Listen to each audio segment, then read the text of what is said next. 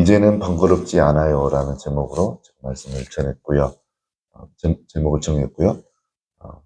오늘 내용은 이제 예수 그리스도께서 십자가에서 돌아가셨는데 왜 돌아가셨나? 예수 그리스도께서 고난을 또 바로 십자가에서 돌아가신 게 아니시고 또 많은 고초를 당하셨죠. 십자가를 지고 골고다 언덕을 가시면서 옆에서는 이제 채찍으로 때리는 로마 병정들의 채찍을 맞고, 그다음에 십자가에 달리시기 전에는 또 창으로 찔림을 받으시고, 그다음에 또 이제 가시 화관을 또 쓰시고, 이제 그런 이제 고초를 당하셨죠. 그래서 그 예수님께서 그렇게 고난을 받으시고 십자가에 달리신 거는 이제 목적이 있는 거예요. 이유가 있는 거죠. 그냥 그렇게 예수님께서 그렇게 하신 게 아니죠.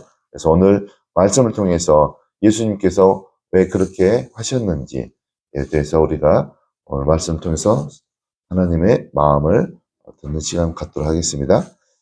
이제 11절에 보면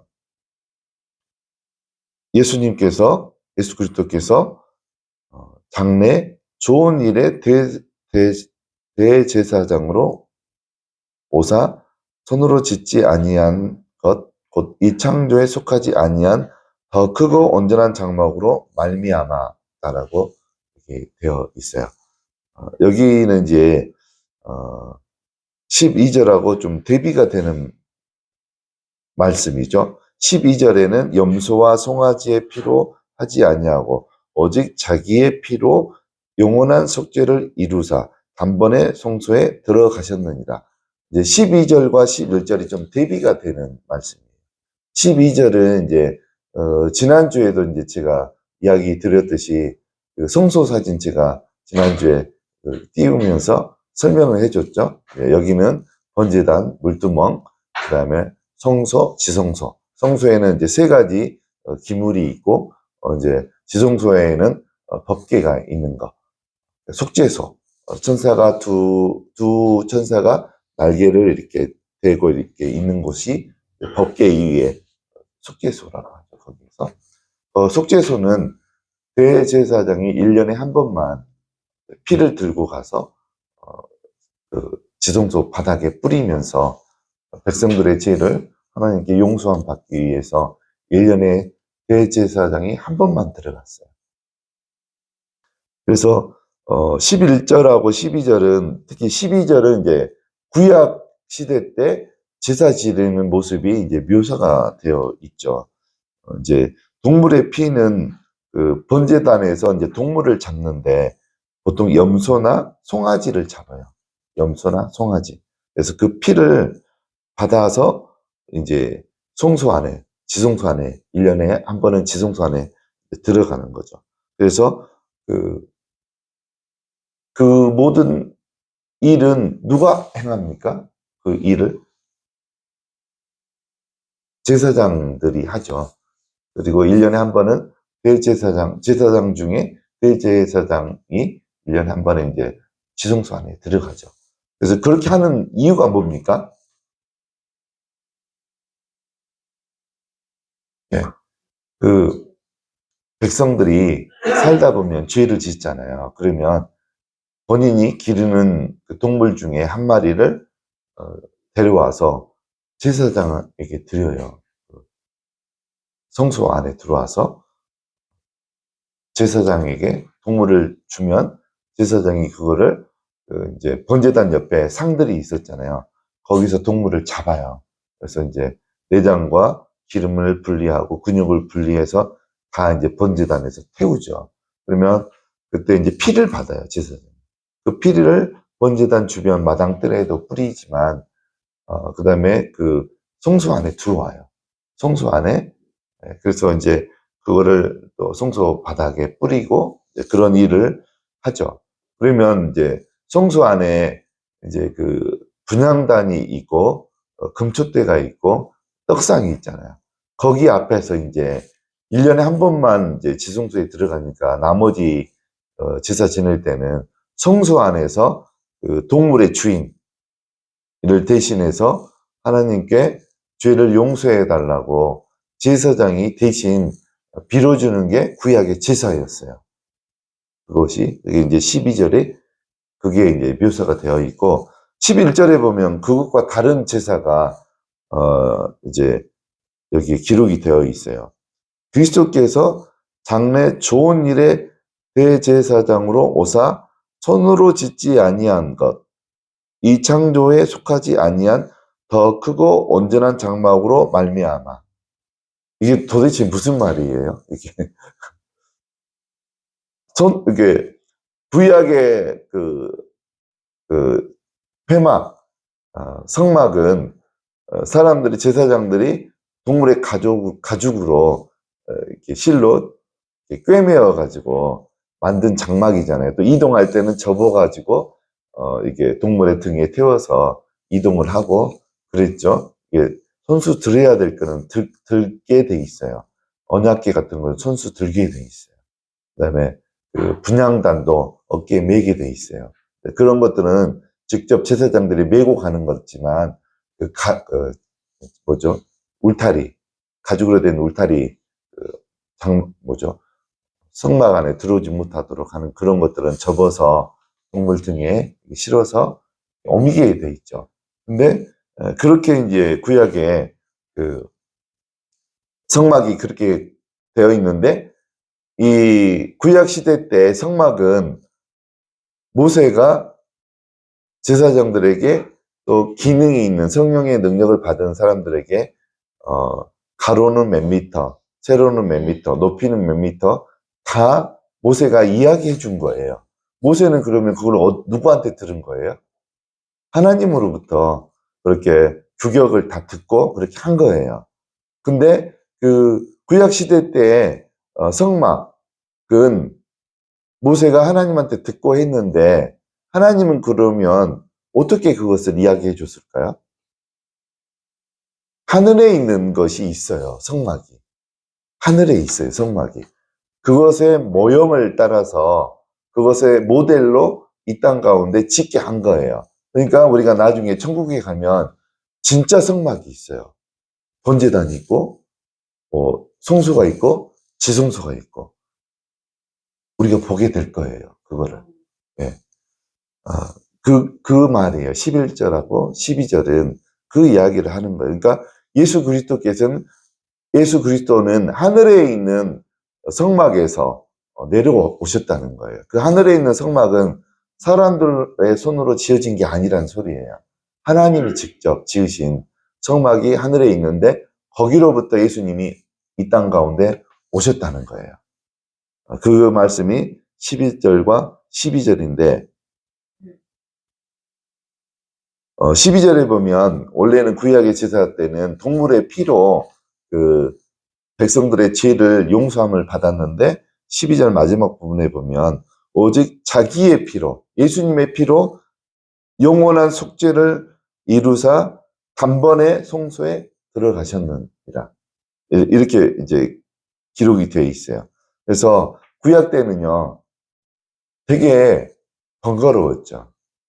죄를 지을 때마다 동물을 가져와서 제사장에게 드렸어야 돼요.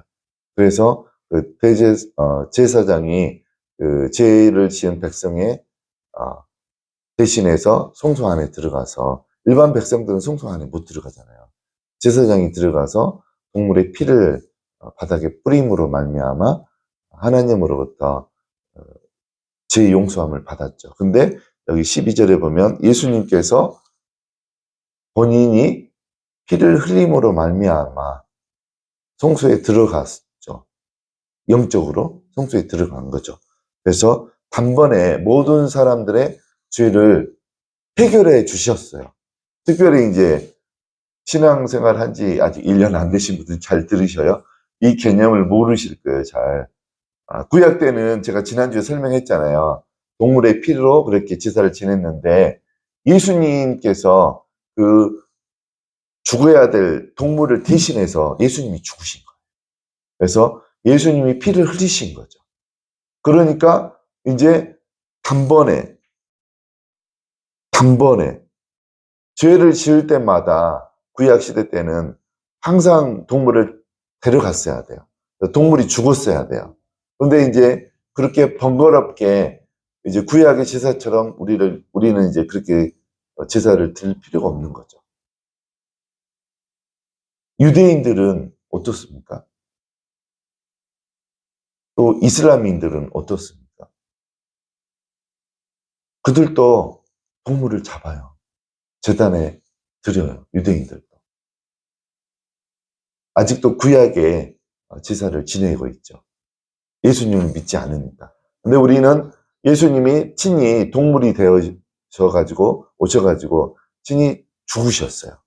피를 흘리신 거죠. 오늘 여기 보면 22절 먼저 한번 읽어볼까요? 22절 내려가시면 읽겠습니다. 율법을 따라 거의 모든 물건이 피로써 정결하게 되나니 피 흘림이 없은즉 사함이 없느니라. 구약 시대든 지금 신약 시대든 지금이든 피 흘림이 없으면 사함이 없는 거예요. 왜 사람이 살인을 하면 그 처벌로 죽어야 되는지 아세요? 이것 때문에 그러는 거예요. 피 흘림이 없으면 제 용서함을 받지 못하기 때문에 살인한 사람은 사형에 처해지잖아요. 그래야지 살인한 사람의 죄가 용서함을 받거든요. 피 흘려져야지 죄가 용서함을 받아요. 그래서 구약시대 때는 수도 없는 제사를 지냈죠. 그러니까 구약 때는 죄를 많이 짓는 사람은 아무래도 가축의 숫자가 줄어드는 속도가 빨랐을 거예요. 죄를 날마다 짓는 사람은 날마다 동물을 갖다가 제사장에게 갖다 드려야 돼요. 근데 1년에 한 번이나 죄를 짓까 말까 한 사람은 좀 재산적으로 손해는 아니죠. 하나님께 드리는 거니까 재산적으로 이렇게 잃는 게 좀 많이 없었을 거예요. 그래서 아무튼 구약 시대 때는 죄를 지을 때마다 동물들이 죽었어야 돼요. 왜 그러냐면 피 흘림이 있어야지만 하나님이 죄를 사해 주셨기 때문에, 죄를 없다라고 인정해 주셨기 때문에 구약 때는 수많은 동물들이 죽었어야 돼요. 그 동물의 기르는 주인을 대신해서. 그게 이제 구약의 제사였죠. 그래서 예수님께서 이렇게 이제 12절에 의하면 단번에 더 이상 우리가 구약의 제사처럼 더 제사를 드릴 필요 없이 한 번에 예수님께서 우리 모든 인류의 죄를 짊어지고 대신 십자가에서 제물이 되셔가지고 죽어야 될 동물이 되셔가지고 우리 죄를 짊어지고 돌아가신 거죠. 죽으신 거죠. 그것이 이제 십자가의 사건이에요. 이제 13절을 읽겠습니다.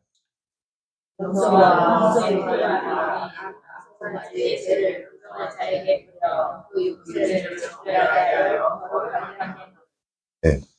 여기 이제 염소와 황소의 피를 뿌려서 정결하게 되는 게 이제 레위기 16장 14절에서 16절에 구체적으로 나와요. 이렇게 염소나 황소의 피를 받아서 반은 이제 성소에 뿌리고 반은 백성들에게 뿌리라고 돼 있어요. 피를 백성들에게.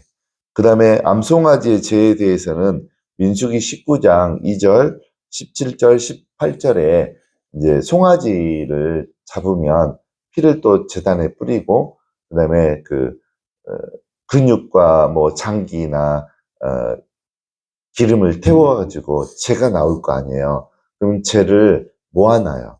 모아놨다가 나중에 제사장들이라든가 백성들을 정결케 할 때 재에다가 물을 타가지고 그 물을, 잿물이죠. 물이 들어가 있는 잿물을 이렇게 뿌려요. 사람들에게. 그래서, 정결하게 하는 그 의식이 있어요. 그래서, 암송아지의 재를 뿌린다는 게 암송아지를 태운 그 재를 물에 타가지고 이렇게 그 잿물을 뿌리는, 그 뿌림을 받으면 그 잿물이 닿으면 이제 정결하게 되는, 그래서 그 잿물로 제사장들에게도 뿌리고 백성들에게도 뿌리고 그 내용이 민수기 19장에 기록이 되어 있어요. 그래서 이제 그렇게 정결하게 하는데 동물의 피로 또 그렇게 정결하게 되는데 14절에 보면 하물며 성령으로 영원하신 성령으로 말미암아 흠없는 자기를 하나님께 드린 그리스도의 피가 어찌 너희 양심을 죽은 행실에서 깨끗하게 하고 살아계신 하나님을 섬기게 하지 못하겠느냐. 이제 이렇게 한 거죠. 여기에서 보면 예수님께서 친히 제물이 되셔가지고 하나님께 바쳐진 바 된 피를 흘리시면서 실제로 죽으셨잖아요. 이렇게 제물이 되셔서 예수님이 직접 그렇게 되신 거는 이유가 여기 이제 14절에 두 가지가 기록이 되어 있어요. 그렇게 예수님이 돌아가신 이유가 두 가지. 첫 번째가 뭡니까? 14절에 보면 너희 양심을 죽은 행실에서 깨끗하게 하기 위해서. 우리의 양심을 죽은 행실에서 깨끗하게 하기 위해서. 이게 도대체 무슨 말이에요? 사람들은 다 양심이 있죠. 양심이 이제 있고 또 죽은 행실이란 말이 나오죠. 히브리서 6장 1절을 한번 볼까요? 히브리서 6장 1절. 6장 1절.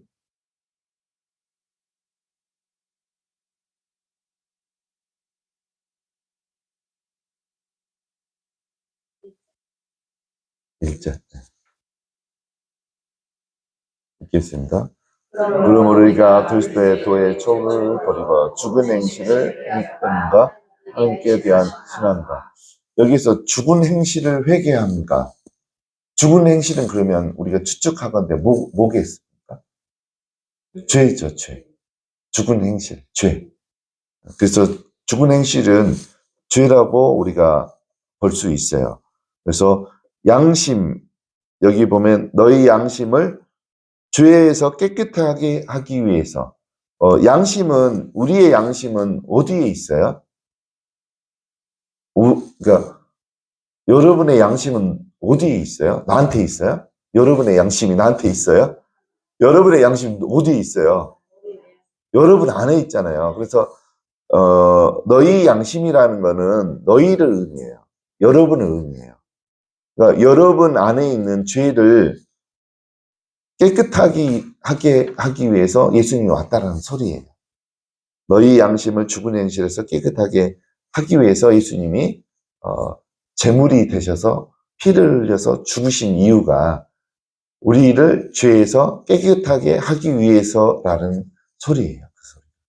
그래서 여러분들이 죄책감에 눌릴 필요가 없어요. 여러분은 자유의 몸이 된 거예요. 자유의 몸. 예수님이 여러분의 죄를 이미 다 해결해 주셨어요.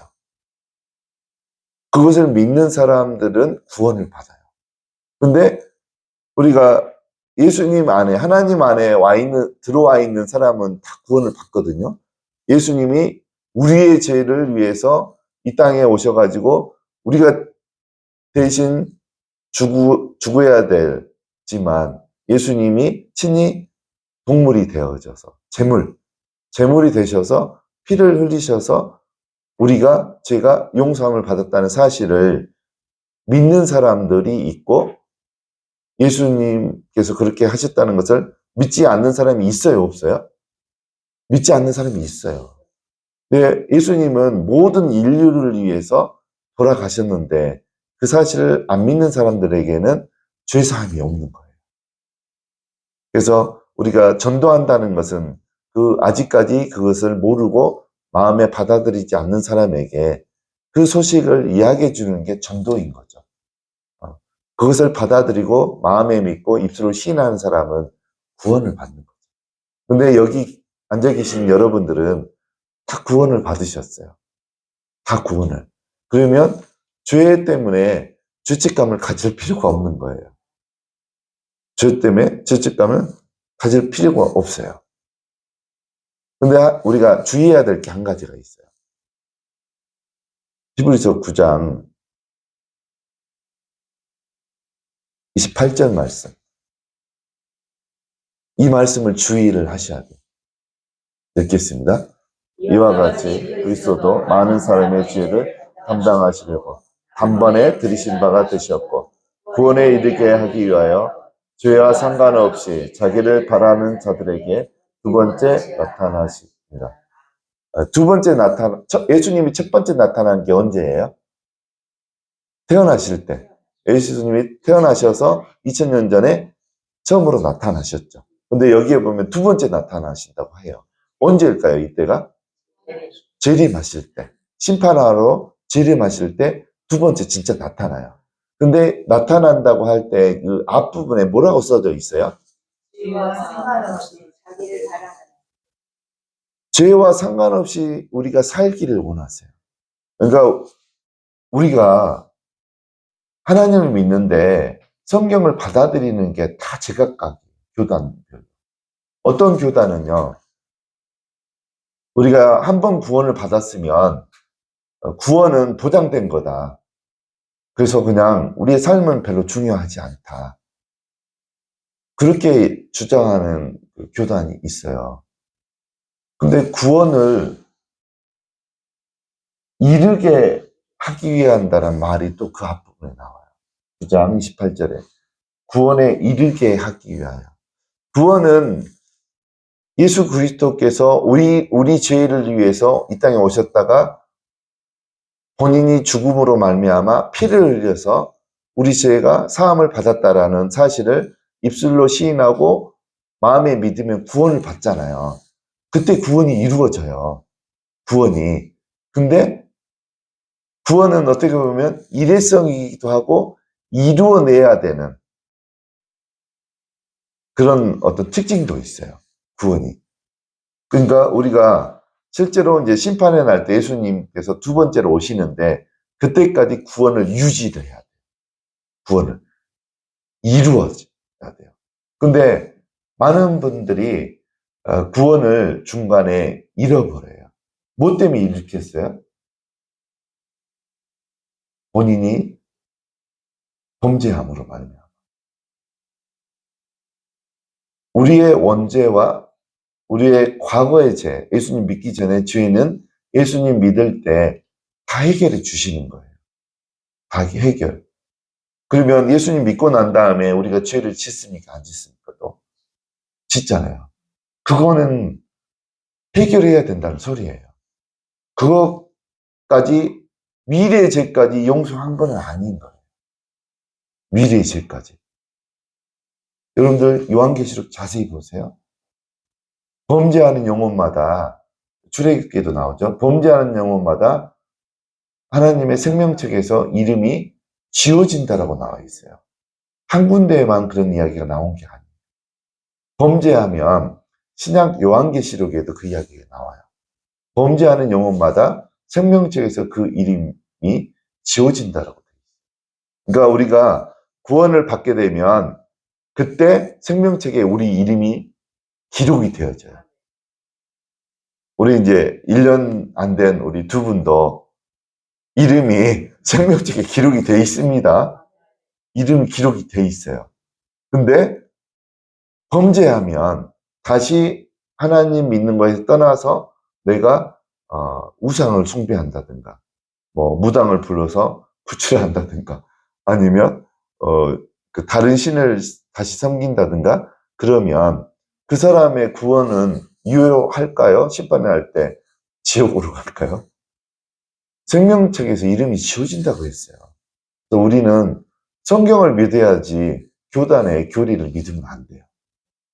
성경책을 믿어야 돼요. 성경책. 그래서 구원은 일회성으로 예수님을 믿을 때 그때 이루어지는 거지만 한 번에 근데 이루어내야 돼요. 심판이 날 때까지 유지가 돼야 돼요. 그때까지 항상 우리가 그 죄와 상관없는 삶을 살아요. 여기 나오죠. 죄와 상관없는. 혹 죄를 지었더라도 예수님의 피를 의지해서 하나님께 나아가서 회개를 하면 되는 거예요. 회개. 마음에 누구를 미워하는 것도 죄라고 그랬어요? 아니라고 그랬어요? 마음에 음욕을 품는 것도 간음이라고 그랬어요. 그러니까 죄를 지을 일이 우리가 너무 많은 거죠. 그러면 그때 죄책감에 눌리시지 마시고 용기를 얻으셔서 예수님의 피를 의지해서 담대하게 하나님 앞에 나아가서 하나님, 내가 또 이렇게 인간인지라 연약해서 또 이렇게 죄를 지었습니다. 하나님 용서해 주십시오라고 하면 우리 죄가 또 하나님께로부터 용서함을 받게 돼요. 네, 그래서 죄책감에 이렇게 눌릴 필요가 없는 거예요. 또 사단은 죄책감을 통해서 많은 크리스찬들이 자살하게 만들어요. 자살하게. 실제로 많은 사람들이 자살을 하죠. 크리스찬들이. 죄책감을 못 이겨서. 근데 우리가 여기 오늘 예배 드리신 분들은 예수 그리스도께서 우리의 원죄와 우리가 예수님 믿기 전에 지었던 죄들은 다 해결해 주셨다는 것을 믿으시기 바랍니다. 네, 그래서 죄책감에 눌릴 필요가 없어요. 많은 사람들이 죄책감에 눌려서 육신의 질병이 걸리고 그런 분들이 많고 또 심지어는 자살에 이르는 크리스찬들이 많아요. 거기에는 분명히 사탄이 역사하는 부분이 있죠. 이제 또 그 뒤로 14절에 보면, 그래서 예수 그리스도께서 십자가에서 친히 제물이 되셔서 피를 흘리셔야만 됐었던 첫 번째 이유는 우리의 죄를 여기에 보면 깨끗하게 하기 위해서 예수님이 그렇게 하셨다는 것을 알 수가 있고, 14절 뒷부분에 보면 두 번째 이유가 나와 있어요. 뭡니까? 살아계신 하나님을 섬기게 하기 위해서 예수님이 그렇게 우리 죄를 다 짊어지시고 돌아가신 거죠. 십자가에서. 그러면 여기에서 우리 분명하게 성경을 자세히 읽어야 될 필요가 있어요. 하나님이신데 많은 사람들이, 제가 어렸을 때 다녔던 보수교단에 속했던 우리 고향교회는 하나님에 대해서 갖고 있는 생각이 살아있는 하나님이 아닌 것 같아요. 아무리 봐도. 지금도 생각해 보면 하나님에 대한 그 생각이 살아계신 하나님이라고 그렇게 개념을 안 갖고 있어요. 여기에서 보면 하나님은 분명히 살아계신 하나님이라고 이렇게 기록이 돼 있어요. 하나님 살아계시거든요. 근데 성도들의 삶을 보면 살아계신 하나님인 것처럼 신앙생활을 하지 않아요. 여러분은 하나님이 어떠셔요? 여러분에게는 하나님이 죽어 계셔요? 살아 계셔요? 근데 제가 본 저희 고향교회 성도님들은 하나님이 죽어 계셔요. 살아있는 분이세요, 하나님. 여러분들, 예를 들어서 여러분들이 키우던 강아지가, 집에 있는 강아지가 잘 이렇게 살아있다가 죽어버렸어요. 병에 걸렸던, 뭐 사고로 죽었던. 그럼 어떻게 해요, 그거를? 강아지를? 그냥 살아있는 것처럼 내가 오랫동안 키웠으니까 옆에 놔두고, 느낌으로 살아있다고 생각하고 계속 옆에 놔둡니까? 어떻습니까? 땅에 묻던가, 화장을 시키던가. 요즘엔 교회 화장터도 있더라고요. 네. 그렇게 해야 되잖아요. 근데 하나님은 살아계시는데 죽어 있는 것처럼 하나님을 생각하고 하나님께 그렇게 대하는 크리스찬들이 너무 많아요. 저희 고향교회, 제가 다녔던 교회. 하나님 살아계시거든요. 여러분에게는 하나님이 살아계십니까? 살아계신 것이 신앙생활에 나타나야 돼요. 그러면 여기 보면 살아계신 하나님을 섬기게 하기 위해서 예수님이 돌아가신 거예요. 그러면 여러분 삶 가운데서 살아계신 하나님을 섬기고 계십니까? 그거를 못하고 있는 분은 하나님이 죽어 있는 분이에요. 그분에게. 살아계신 하나님을 섬기고 있지 않으면 그 사람에게는 하나님이 죽어 있는 분이에요. 그러면 하나님을 섬긴다는 게 뭘까요? 하나님을 섬긴다. 섬긴다라는 단어가 히브리어 구약에서는 아바다라는 단어를 써요. 아바드. 신약에서는 어,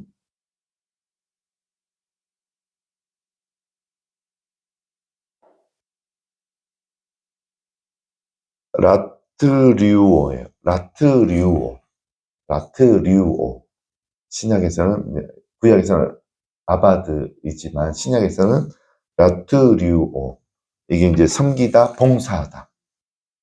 이제 기본적으로는 하나님을 섬긴다는 것은 여러분들 알고 있는 것 중에 하나님을 섬기는 게 뭡니까? 첫 번째가 라트류오는 그 신학사전에 보면 그 제의적인 단어라고 돼 있어요. 제의적인. 그러니까 제사를 지낼 때 쓰는 표현인 거예요. 그러니까 하나님께 제사를 지낼 때 그 제사 지내는 그 행위를 섬긴다라고 그래요. 그러니까 제사장이 하나님 앞에서 섬긴다. 그러면 제사장이 그 백성한테 동물을 받아다가 잡아가지고 피를 받고 그 근육은 이제 번제단에 태우고 피를 받아서 성소에 들어와서 마당에 뿌리고 바닥에 뿌리고 그 모든 것을 보면 제사 지낸다라고 하잖아요. 그러니까 그 제의적인 봉사, 섬기는 것을 마트리오라고 하는 거예요. 그러니까 구약에서는 그게 제사를 지내는 거지만 지금 시대에는 그걸 뭐라고 해요? 예배드리다. 그러니까 그래서 우리가 하나님께 예배를 드리는 거예요. 그러니까 근데 이제 우리가 주일날 11시에는 최소한의 예배인 거예요. 주일날 11시에 드리는 것은 최소한에 모여서 드리는 거고 하나님이 또 주의 깊게 눈여겨보는 제사가 있어요. 예배가. 그게 어떤 예배일까요? 집에서 내가 드리는 예배. 여러분은 그런 예배 있어요? 집에서 있을 때. 저는 주로 잠자기 전에 시간은 짧아요. 한 2분도 안 걸려요. 잠자기 전에 고백을 하죠. 하나님, 오늘 하루 종일 무사하게 지낼 수 있고 또 하루 종일 있었던 일들을 생각하면서 감사할 게 있는 거예요, 제가.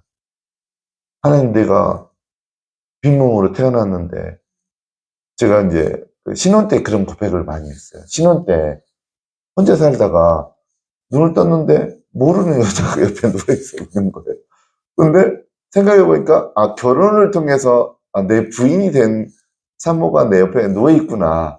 그걸 알고 그게 너무 감사한 거예요. 혼자 살았는데 하나님이 대가 없이 이렇게 사람을 이렇게 부인으로 짝으로 주신 거잖아요. 나는 대가를 치른 게 없는데 하나님 앞에 그게 너무 감사했어요. 신혼 때. 그래서 신혼 때는 잠자기 전에 아침에 일어나가지고 어쩔 때 깜짝 놀래요. 이렇게 혼자 살았었는데 여자분이 누워있으니까 신혼 때 진짜 그랬어요. 깜짝깜짝 놀랐어요. 근데 생각해보니까 결혼을 통해서 하나님이 주신 배필인 거죠. 그러니까 너무 감사한 거예요. 하나님, 내가 시골에서 혼자 이렇게 상경을 했는데 이렇게 좋은 배우자를 주셔서 하나님 너무 감사합니다. 아침에 일어날 때는 감사의 예배를 드렸어요. 감사의 예배를 드렸어요. 이제 아내한테는 표현을 안 했는데 하나님한테 침대에 일어나자마자 무릎 꿇고 하나님 감사합니다. 내가 뭐라고 이렇게 이쁜 배우자를 좋은 자매자 하나님을 경외하는 여인을 이렇게 주셨습니까 하면서 너무 이렇게 분에 넘칩니다. 나의 받을 자격이 없는데 이렇게 결혼을 통해서 좋은 배우자 주신 거 너무 감사합니다. 그렇게 이제 일어났을 때는 신혼 초에는 그렇게 많이 했어요. 감사의 예배를 드렸어요. 그리고 잠자기 전에는 하루에 있었던 일들을 생각하면서 하나님, 오늘 내가 어떨 때는 그 자동차 타고 가다가 교통사고 날 뻔도 한 적도 있어요. 근데 이제 하나님의 도우심으로 사고가 안 난 적도 많이 있었어요. 그래서 그런 것들 생각하면서 오늘 하나님 지켜 보호해 주신 거 감사합니다. 그런 것들. 그 다음에 요즘에는 우리 애들 4명 하나하나 이름을 불러가면서 하나님 오늘도 지켜주신 거 우리 큰딸, 둘째, 셋째, 넷째 이렇게 이름을 불러가면서 하나님 지켜주신 거 감사합니다. 이렇게 감사해요, 항상.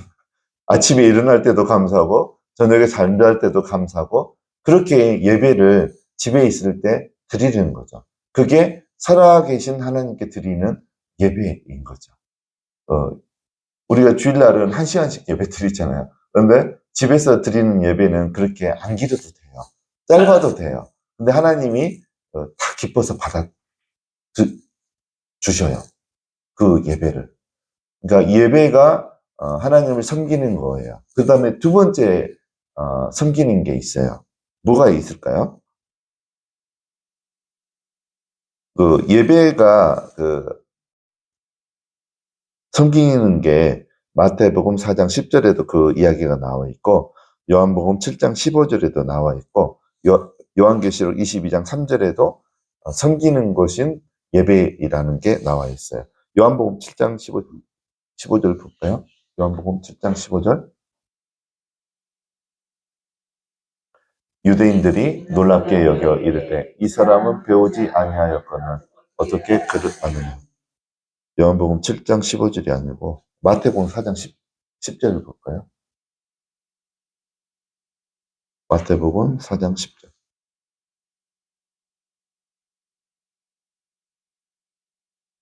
이에 예수께서 말씀하시되 사탄아 물러가라 기록되었을 때 주 너의 하나님께 경배하고 다만 그를 섬기라 하였느니라. 여기에서 섬긴다는 말에 예배하라 그 소리예요. 사탄에게 예수님께서. 그래서 섬긴다는 건 첫 번째 하나님께 예배 드리는 걸 말하고, 그 다음에 이제 누가복음 2장 37절에도 섬긴다는 말이 또 나와요. 이거는 좀 예배하고 다른 의미예요. 2장 37절.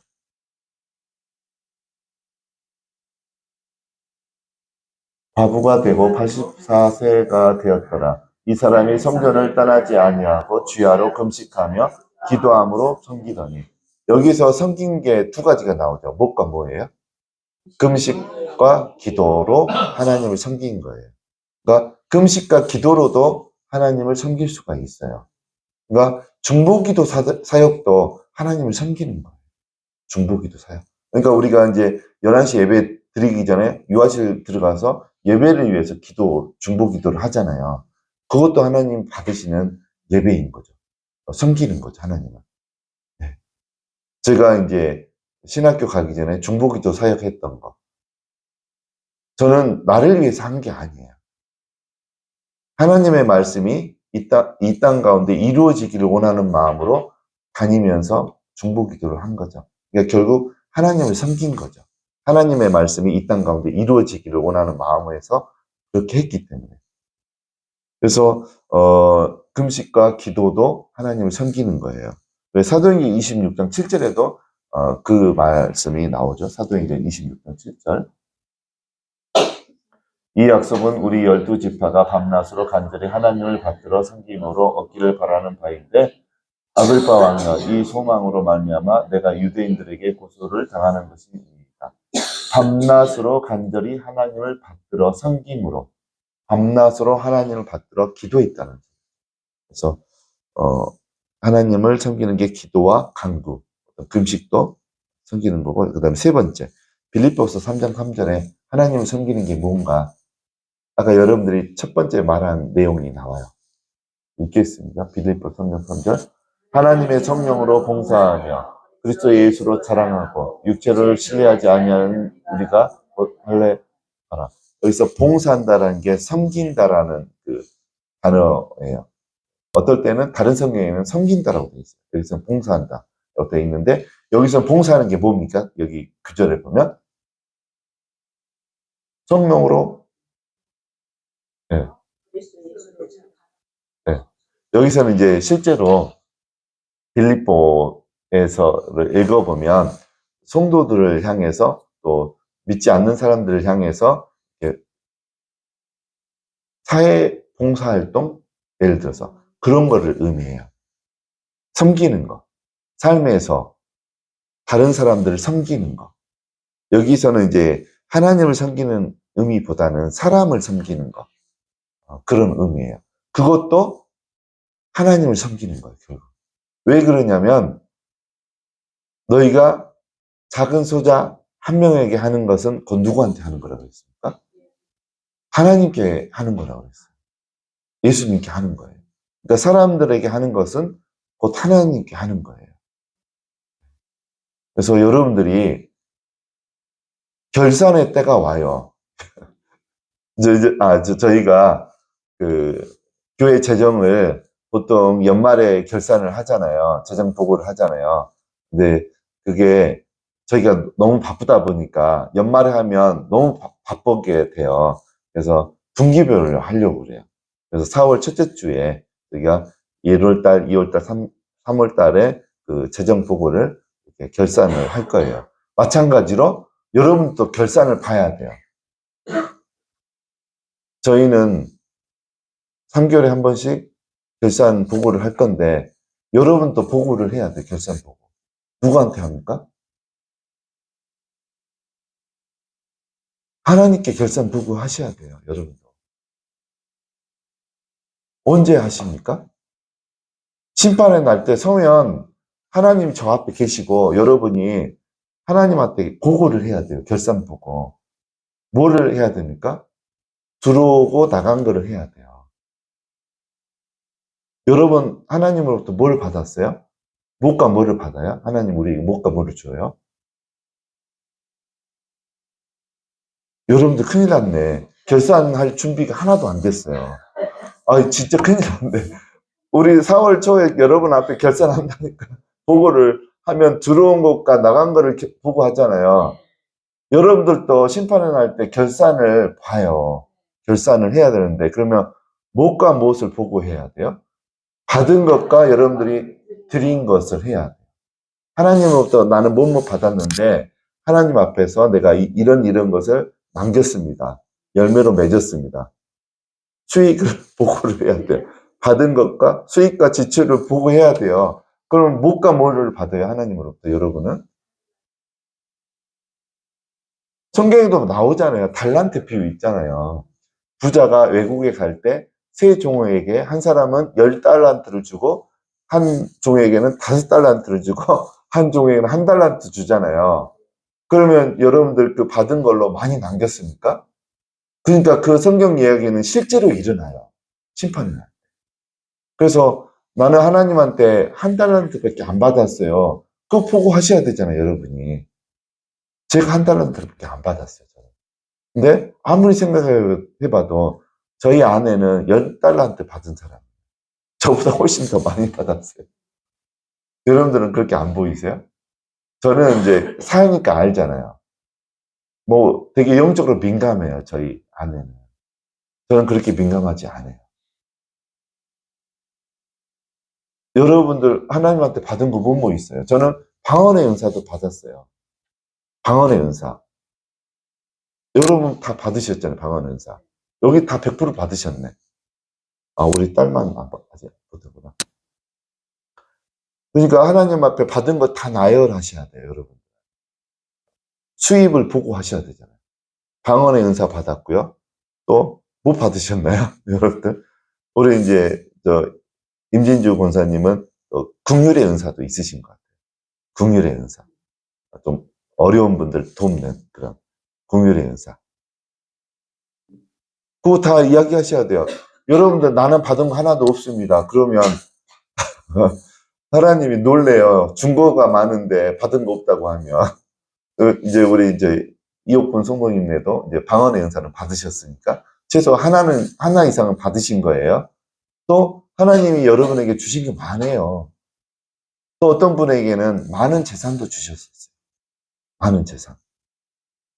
또 어떤 분에게는 치유의 은사도 주셨고. 또 어떤 분들에게는 성령의 능력도 주셨고. 그래서 여러분들은 하나님 앞에 보고를 해야 돼요. 나는 이거 받았는데 하나님 내가 이것으로 가지고 누구에게 했고 이것을 했고 누구에게 이걸 했고 누구를 전도했고 뭐 이거를 결산 보고해야 돼요. 내가 얼마큼 남겼나 열매를 맺었나. 그래서 하나님께 드립니다 하고 드려야 돼요. 근데 여러분들 드릴 거 없으면 큰일 나는 거예요. 그냥 나 이 땅에 있다가 예배 잘 드리고 왔어요. 그러면 남긴 게 없는 거예요. 물론 예배도 하나님 기뻐하시지만 하나님께 드릴 열매, 결산을 여러분들 준비하셔야 돼요. 저는 전도에서 구원받게 한 영혼들이 꽤 있어요. 직장 다닐 때도 전도했어요. 저는 직원들에게. 그래서 교회 다니게 된 친구들이 몇 명 있어요. 또 내 친구도 내가 전도한 친구들이 있고. 그래서 그것들을 결산 보고를 해야 돼요. 내가 남긴 거. 제일 중요한 거는 구원을 내가 누구누구 시켰습니다. 자신 있게 말을 할 수 있어야 돼요. 내 친구 누구를 구원시켰습니다. 내 직장 동료 누구를 구원시켰습니다. 그거가 일단은 제일 중요해요. 결산 보고할 때. 그러라고 우리에게 은사와 능력을 주신 거예요. 복음을 전하라고. 그래서 여러분들은 그 부분에 있어서 이렇게 떳떳해야 돼요. 내가 하나님 앞에 내가 전도한 사람이 한 명도 없어요. 나를 통해서 구원받은 사람이 한 명도 없어요. 그러면 그 사람은 달란트 비유를 통해서 보면 어떤 사람입니까? 달란트를 받아가지고 어떻게 한 사람이에요? 땅에 묻은 사람이에요. 그러면 그 달란트도 뺏기게 돼 있어요. 게으른 종이라는 소리를 듣게 돼요. 그래서 여러분들 언제 하나님 앞에 갈지 몰라요. 이제 가까워 왔어요. 그래서 자신 있게 하나 이상은 나 자신 있게 한 명 이상은 구원했습니다. 말할 수 있어야 되잖아요. 그래서 좀 바쁘게 물색해가지고 기도하세요. 하나님 내가 복음을 전할 텐데 저 사람한테 받아들이게 해주세요. 마음을 준비시켜 주세요. 저는 저희 직장 동료에게 복음을 전할 때 이렇게 심각하게 기도 안 했어요. 하나님 내가 저 친구에게 살아가는 게 보니까 되게 눌려서 살더라고요. 부산에서 온 친구였어요. 저희 직장 동료. 삶이 눌려 있는 것 같고 기쁨이 없는 것 같더라고요. 그래서 저분이 예수님 믿으면 행복해질 건데 그런 마음이 있었어요. 그래서 내가 복음을 전할 텐데 하나님 마음을 부드럽게 해주시고 내가 전할 때 예수님이 영접하게 해주세요. 딱 기도 한 번 하고 전했거든요. 근데 그분이 예수님을 영접하고 영접 기도를 따라서 했어요. 그 뒤로 결혼해가지고 부인하고 지금까지 교회 잘 다녀요. 저는 그래서 그 복음을 전해서 구원을 이렇게 그 사람들이 받게 한 게 되게 저는 쉽게 했던 것 같아요. 그래서 우리가 그런 마음이 있으면 한 명 이상이라도 하나님 앞에 최종 보고를 하셔야 돼요. 결산 보고를 하셔야 돼요. 그 일이 분명히 있습니다, 여러분. 네. 많이 받은 사람 더 많이 남기셔야 돼요.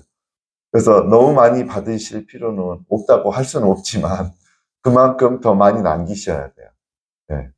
근데 그 일이 진짜 우리 앞에 다가왔어요. 그거를 명심하시기 바랍니다. 그 다음에 예수님께서 친히 제물이 되셔서 피를 흘리신 이유 두 가지는 했어요, 지금. 첫 번째는 우리 죄를 깨끗하게 하기 위해서. 두 번째는 하나님을 섬기게 하기 위해서. 세 번째가 이제 이 말씀이에요. 베드로전서 3장 18절. 이것 때문에 우리를 죄를 사하해 주신 거고 구원을 시키신 거예요. 예수님께서. 구원받게 하신 거예요. 베드로전서 3장 18절. 읽겠습니다. 그것으로 너의 죄를 내려 주사 의로써 우리한 자를 주시고 우리를 하나님 앞으로 인도하여 하시다. 죄를 죽이게 하시고 영혼을 살리시다. 그 목적이 우리를 하나님 앞으로 인도하기 위해서 예수님이 친히 십자가에서 돌아가신 거예요. 그러면 그것 때문에 예수님이 돌아가셨는데 우리가 하나님께 우리가 하나님 앞에 인도함을 받는다라는 것은 무슨 말이에요? 예수님께서 우리를 하나님 앞에 인도하기 위해서 돌아가신 거죠. 십자가에서. 그러면 우리가 하나님 앞에 인도함을 받은 사람은 어떠해야 돼요? 이게 무슨 말이에요? 하나님 앞에 인도하기 위해서 예수님이 십자가에 죽으셨다는 것은 우리가 하나님과의 관계에서 어떻게 하기 위해서? 늘 하나님과 동행하고 친밀한 관계를 갖게 하기 위해서. 그래서 살아계신 하나님을 날마다 만나게 하기 위해서 예수님께서 십자가에서 죽으셨다는 소리예요. 그러면 신앙생활을 하는데 날마다 살아계신 하나님과 친밀한 관계에 있지 않은 사람은 예수님의 그 죽으신 그 목적에 부합되지 않는 신앙생활을 하는 거예요. 그래서 이 말씀을 통해서 우리가 마음속에 가져야 되는 중요한 그 생각은 우리가 날마다 살아계신 하나님과 친밀한 관계, 하나님 앞에 나아가서 나의 생각을 이야기하고 하나님의 생각을 듣고, 이게 어떻게 보면 예배인 거죠. 예배. 11시 주일날 예배 그거 하는 거잖아요. 목사님의 그 설교를 통해서 하나님의 뜻과 마음을 듣고, 또 기도를 우리가 이제 예배 끝날 쯤에 기도하잖아요. 통성 기도도 하고, 어떤 교회는, 저희 교회도 통성 기도하지만, 그때 하나님의 음성을 듣고 내가 앞으로 오늘부터 이렇게 일주일 동안 살겠습니다. 마음의 고백을 하면서 그렇게 하나님 앞에 만나는 시간, 하나님과 살아계신 하나님과 만나게 해주기 위해서 하나님 앞에 인도하는 거죠. 우리를. 그것 때문에 이 땅에 예수님이 오신 거죠. 우리를 구원시키신 거죠. 그런데 제가 보건대 신앙인들이 그렇지 않고 주일날만 11시에 교회에 와서 하나님께 나오고 나머지 시간은 자기 임의대로 자기 마음대로 이렇게 삶을 사는 사람들이 너무 많은 거죠. 이 땅 가운데. 뭔가 잘못된 거죠. 이 베드로전서 3장 18절 말씀이 이루어지지 않고 있는 거죠. 하나님 앞에 인도를 분명히 하셨는데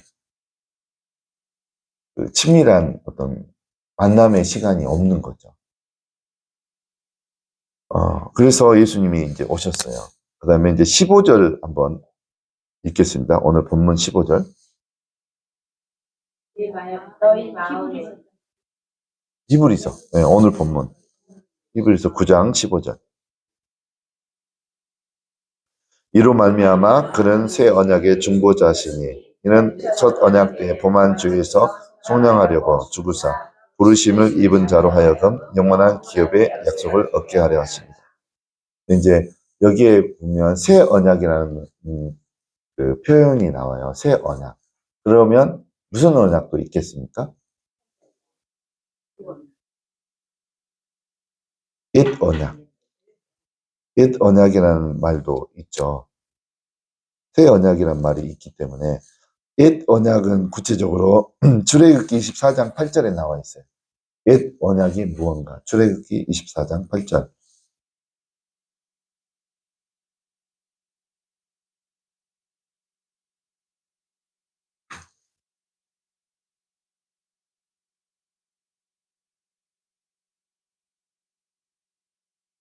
읽겠습니다. 모세가 그 피를 가지고 백성에게 뿌리며 이르되 이는 여호와께서 이 모든 말씀에 대하여 너희와 세우신 언약의 피니라. 여기서 언약이 옛 언약. 그러니까 사람들이 범죄하면 동물을 죽여서 그 피로 뿌림을 받아서 죄 용서함을 받는 것. 모세를 통해서 하나님이 이야기하신 언약. 그것이 시내산에서 받은 언약이 옛 언약이에요. 근데 지금은 새 언약이죠. 새 언약이 뭡니까? 구체적으로. 이제 옛날 언약처럼 동물이 죽는 게 아니고 예수님이 한 번의 죽으심으로 그 피로 말미암아 우리 죄가 용서함을 받고 사함을 받았다는 거. 그게 이제 새 언약이죠. 더 구체적으로 나와 있는 부분이 히브리서 8장 10절이에요. 히브리서 8장 10절. 그래서 그게 모태가 돼서 새 언약 예수님을 통해서 이제 궁극적인 목표 지점이 있는 거예요. 읽겠습니다. 또 주께서 이르시되 그날 후에 내가 이스라엘 집과 맺을 언약은 이것이니 내 법을 그들의 생각에 두고 그들의 마음에 이것을 기록하리라. 나는 그들에게 하나님이 되고 그들은 내게 백성이 되리라. 예, 8장 10절이죠. 그래서 여기에서 보면 이거를 이제 구체적으로 새 언약이라고 그래요. 이 내용을, 10절 내용을. 새 언약. 여기서 핵심 내용이 뭡니까? 10절에서 하나님의 법을 사람들 생각에 두고 그들의 생각과 마음에 두고 기록하겠다는 거예요. 그래서 결과적으로는 그렇게 법이 있는 사람들에게 하나님은 그들의 하나님이 되고 그 사람들은 하나님의 백성들이 되게 하겠다라는 거. 이게 새 언약이에요. 새 언약. 그러면 이거는 딱 읽어보면 무엇일까요? 여기서 말하는 하나님의 법이란 게 뭘까요? 하나님의 법을 생각과 마음에 두신다고 하셨어요. 하나님의 말씀이죠. 하나님의 말씀. 또 있어요. 하나님의 법을 우리 생각과 마음에 두시겠다는 거예요. 예수님을 통해서. 예수님을 통해서 말씀을 주셨잖아요. 많은 이야기를 하셨잖아요, 예수님이. 그 말씀. 또 예수님을 통해서 우리에게 주신 게 또 있잖아요, 하나 더.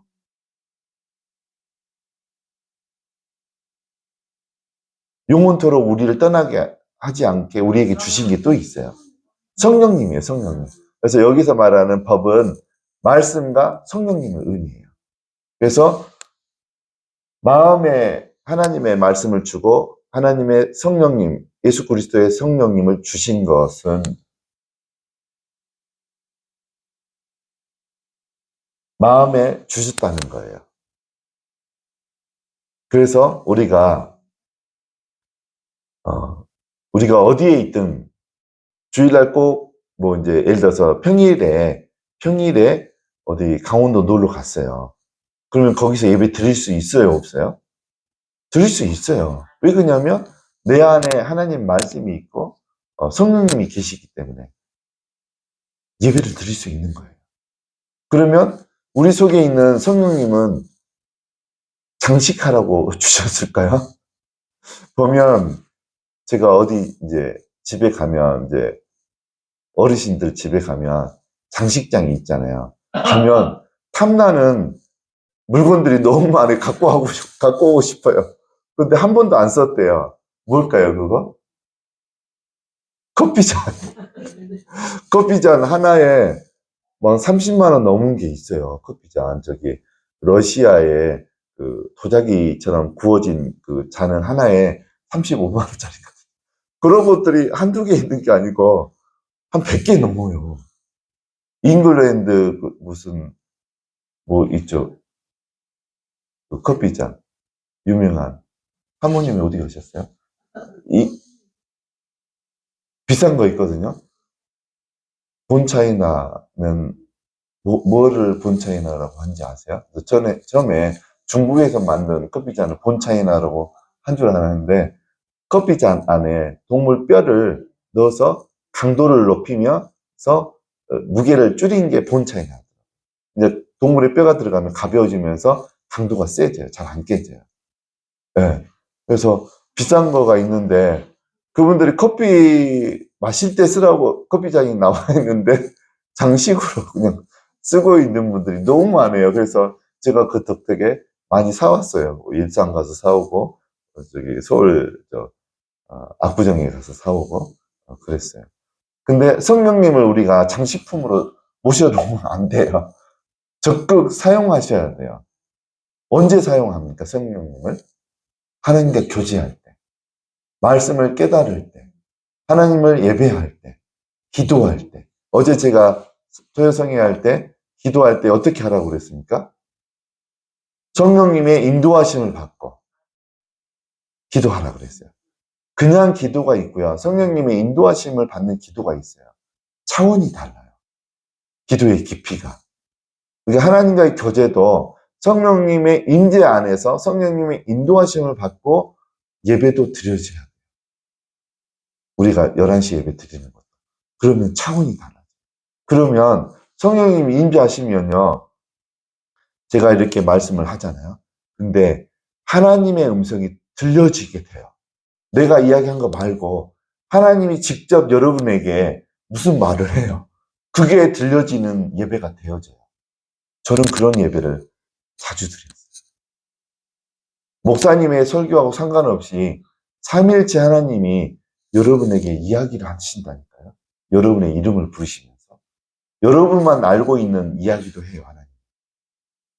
저는 여러분의 비밀을 다 몰라요. 근데 하나님은 알아요. 하나님이 그 이야기를 하시면서 여러분에게 말을 거신다니까요. 하나님은 살아계시기 때문에. 그래서 저는 이제 이 새 언약 부분, 이거를 굉장히 크게 생각을 하거든요. 왜 그러냐면, 구약 시대 때는 성령의 능력을 받은 사람들만 이게 가능했어요. 근데 지금은 모두 다 예수님을 구주로 영접한 사람들은 성령을 다 받았어요. 그러니까 모든 사람들은 기본적으로 하나님과 교제할 수 있게끔 하나님이 다 허용을 해 주셨어요. 그 안에 성령님이 계시기 때문에. 그래서 여러분들은 꼭 교회에 나와야지만 하나님과 교제하는 게 아니에요. 집에서도 혼자 말씀을 읽으면서 하나님이 여러분에게 이야기하실 수 있어요. 그래서 여러분들이 또 말씀 받은 걸 가지고 하나님께 고백도 할 수 있어요. 그것이 하나님이 우리에게 원하시는 예배인 거예요. 여러분 집에서 삶의 현장에서 드리는 예배인 거죠. 그래서 새 언약의 핵심은 옛날 언약에서는 제사장들이 반드시 필요했었어요. 근데 지금은 제사장들이 필요 없어요. 다 예수님이 이미 다 해놓으셨어요. 번거롭지 않게. 우리가 그냥 성령님을, 내 속에 있는 성령님을 의지해서 하나님께 나아가서 예배 드리면 되는 거예요. 하나님과 친밀하게 만나면 되는 거죠. 그래서 이렇게 저는 이제 오늘 한 3가지를 이야기했죠. 예수님이 왜 오셨나? 왜 피를 흘리셔서 돌아가셨나? 저는 이 마지막 부분을 굉장히 중요하게 여겨요. 하나님과, 살아계신 하나님과 교제를 하게 하기 위해서. 성령님이 이미 우리 안에 와 계셔요. 그 성령님을 놀리지 마십시오. 그냥 할 일 없이 그냥 장식품으로 성령님을 있게 하지 마십시오. 바쁘게 움직게 하십시오. 하나님, 나 성경 이거 안 깨달아져요. 해석 좀 해주세요. 그러면 성령님 막 가르쳐 주세요. 그리고 하나님, 나는 우리 아들 보면 희망이 없어요. 어떻게 할까요? 그러면 성령님이 여러분의 자녀들이 어려운 가운데서 벗어날 수 있는 그 비밀들을 성령님이 이야기해 주세요. 여러분이 직접 물어보시기 바랍니다. 하나님이 대답해 주세요. 하나님, 우리 속에 하나님이신 성령님이 계시거든요. 그러니까 여러분들 성령님을 잘 활용하시기 바랍니다. 저는 안타까운 게 저희 고향교회 아직도 그러고 있어요, 성도님. 성령님을 그냥 모셔만 놔요, 장식품으로. 하나님은 그러기를 원하시지 않아요. 성령님께 여쭤보고, 물어보고, 기도하고, 돌파해내고, 여러분들 다 빼앗기고, 이 도둑맞은 거 많잖아요. 건강과 자식도 도둑맞고, 재산도 도둑맞고, 다 회복하기를 원하세요. 성령님을 의지해서. 예수 그리스도의 피를 의지해서. 다 회복하기를 원하세요. 근데 우리 속에 와 계신 성령님이 계시는데, 할 마음이 없는 거예요, 의도가. 적극 활용하시기 바랍니다. 하나님 그걸 원하세요. 그렇게 잘 하시는 성도님들이 살아계신 하나님을 만나고 계신 분들이고, 하나님이 여러분에게 그러기를 원하세요. 그래서 집에 가서 그냥 하나님, 나 이제 주일날까지 빠이빠이 합니다. 그러지 마시고, 집에서 살아계신 하나님을 날마다 말씀을 통해서 만나시기 바랍니다.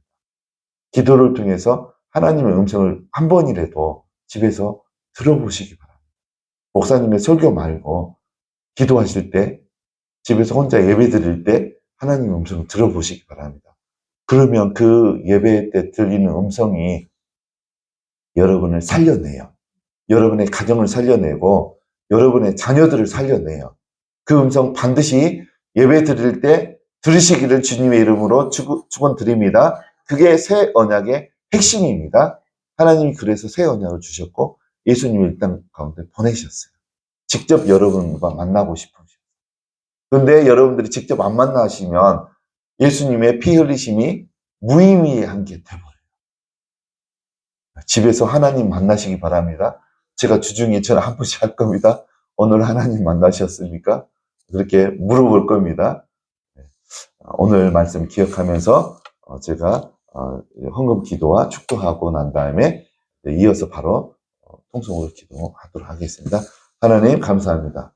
이 시간 히브리서 말씀을 통해서 예수님이 이 땅 가운데 왜 오셨고 왜 어떤 이유로 피를 흘리셨나 하나님 말씀을 통해서 살펴보았습니다.